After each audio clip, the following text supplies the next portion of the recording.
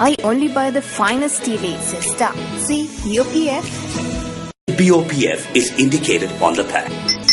Sister, the art of tea. Now, the UN Human Rights Chief Navi Pillay also met with Minister of External Affairs Professor G.L.Peiris earlier today. This meeting took place at the Ministry of External Affairs. Now, during the meeting, Professor Peiris has noted that the UN Human Rights Chief that it is important to have objective approach and extend equal treatment to all countries when fulfilling the assigned mandate.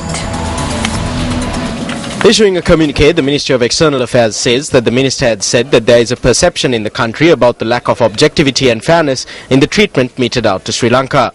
According to the communique issued by the Ministry of External Affairs, the minister and the UN Human Rights Chief discussed a wide range of issues, including allegations of disappearances, the reconciliation process, the participation of the Tamil National Alliance in the Parliament Select Committee process, demilitarization and land issues.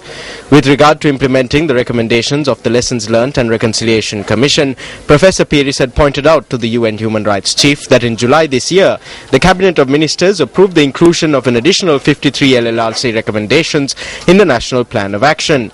The minister had also referred to the High Commissioner's concern over the inclusion of the police under the newly created Ministry of Law and Order instead of the Ministry of Justice.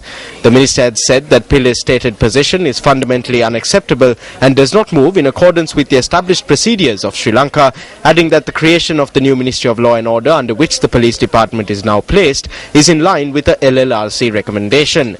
Regarding comments made by the High Commissioner on the Prevention of Terrorism Act, the minister said that some of the countries that level criticisms have provisions in their domestic legislation far beyond those of the Sri Lankan PTA.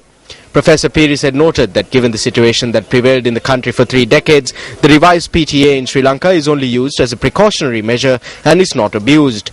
Addressing UN Human Rights Commissioner Navi Pillay's concerns over the recent incident in Ratupasula, the minister had said that investigations are underway and that those who are found to have transgressed the law will be brought to book. The minister had also conveyed his appreciation to High Commissioner Pillay for accepting the invitation and visiting Sri Lanka.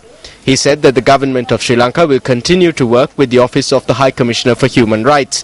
The communique notes that the High Commissioner too had expressed her appreciation for the opportunity given to her to visit Sri Lanka and the facilitation provided by the government.